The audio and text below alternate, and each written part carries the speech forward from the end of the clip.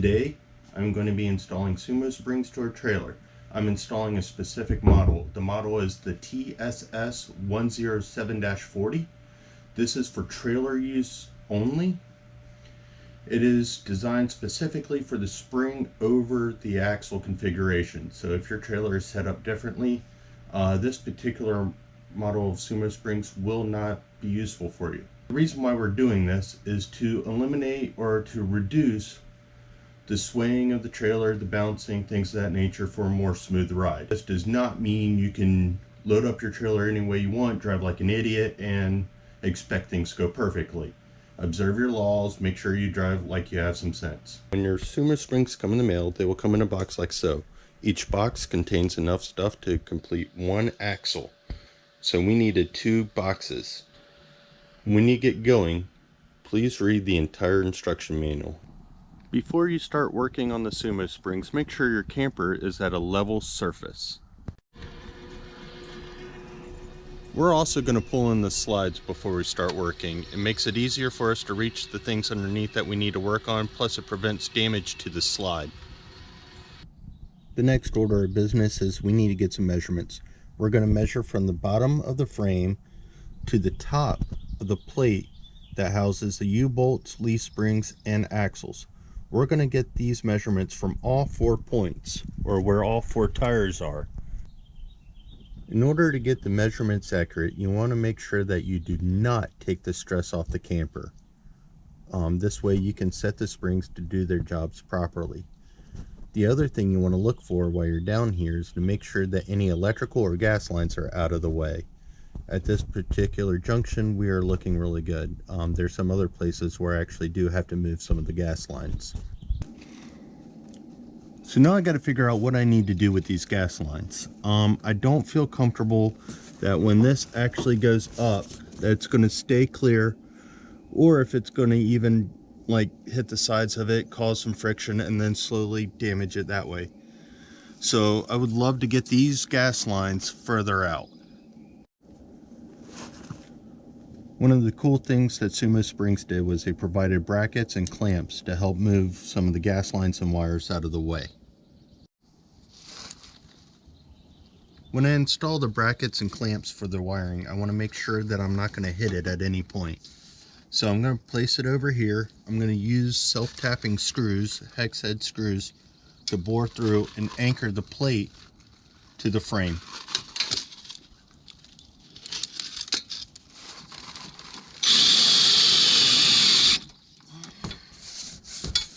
I'm going to make sure I have this where I want it so it's no more of a mess.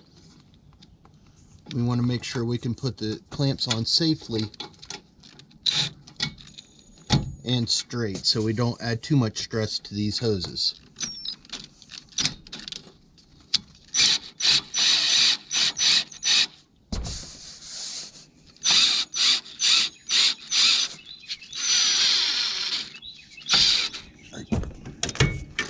That is not going to go anywhere.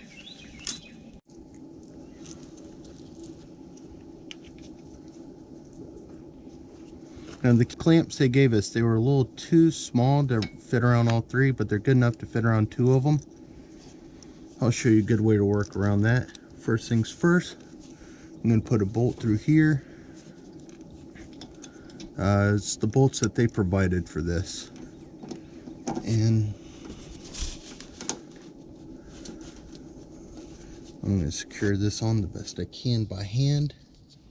And then I'm going to tighten it using a wrench and a drill with the Phillips head bit.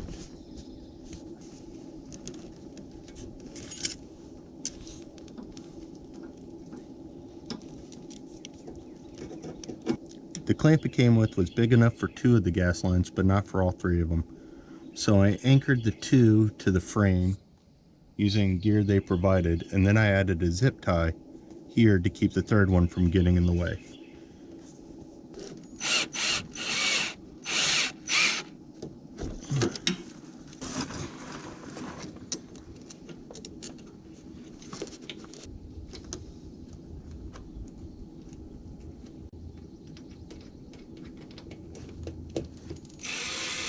Just gonna double check that back bolt's where it needs to be. At least secure enough to keep it from hitting. Cool. So now the gas lines are clear. We can safely put up Sumo Spring without it damaging anything. Very good. Oh, cool. All right. The next stage is we got to size up our springs. When you do that, make sure you have one long one, one short one. If you have two long ones, it won't grip around the leaf spring bracket very well. And if you grab two short ones, well, it'll be too tight and they will angle down like so. So we want to avoid that. All right, so we're going to measure from here to here, or 6 inches. We're going to add 2 of these because my measurement was 6.5 inches. We want it to compress at least a 1/2 inch, somewhere between 1/4 inch and 1/2 inch. With rear ones, we can go 1/2 inch. The front one was only 6 3/8, so I'm only going to use 1, and that's going to give me 3/8 compression in the front. So, just once again, double check your measurements. We're a little bit under 7 inches, which is where we need to be. So, these bolts come in 3 different sizes. One's for the no washer, one's for 1 washer, one's for 2 washers. So we're going to use 1 of each. I'm going to do the 2 washer one first. So we're going to add a drop of Loctite on here. We're going to slide it from the bottom, small bracket first, then the bigger one. We're going to drop my washers. We're professionals here. All right, we're going to slide the washers through like so, and then we're going to put this on top.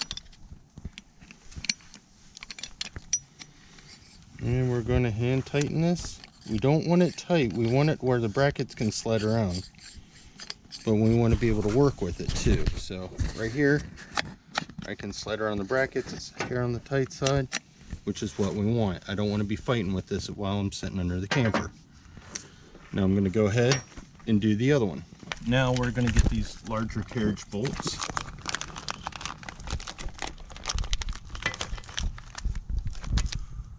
And we're going to grab a wrench with the 3/8 socket. We don't want to use a ratchet with a very big handle that's too heavy.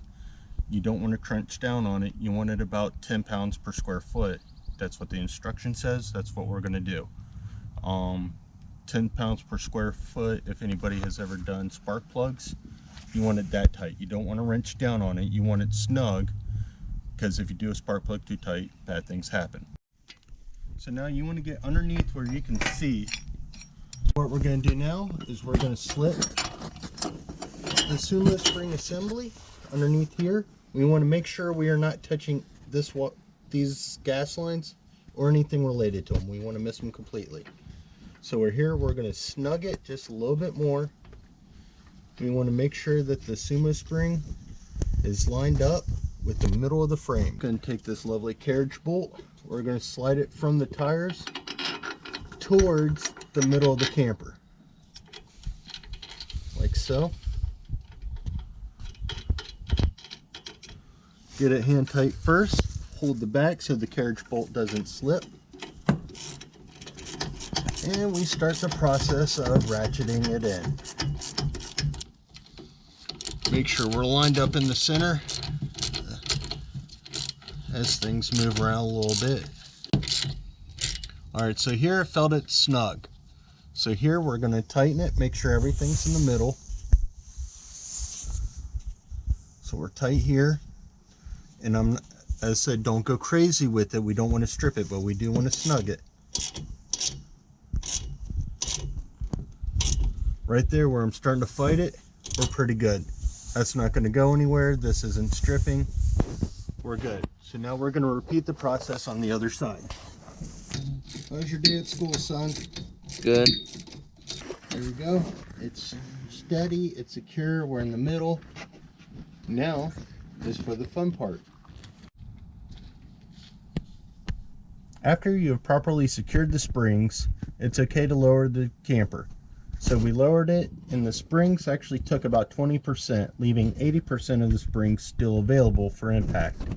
Once you made sure everything is okay, you are done. And that, ladies and gentlemen, is how you install Sumo Springs. Anyone can really do it if you put your mind to it. There's my help over there.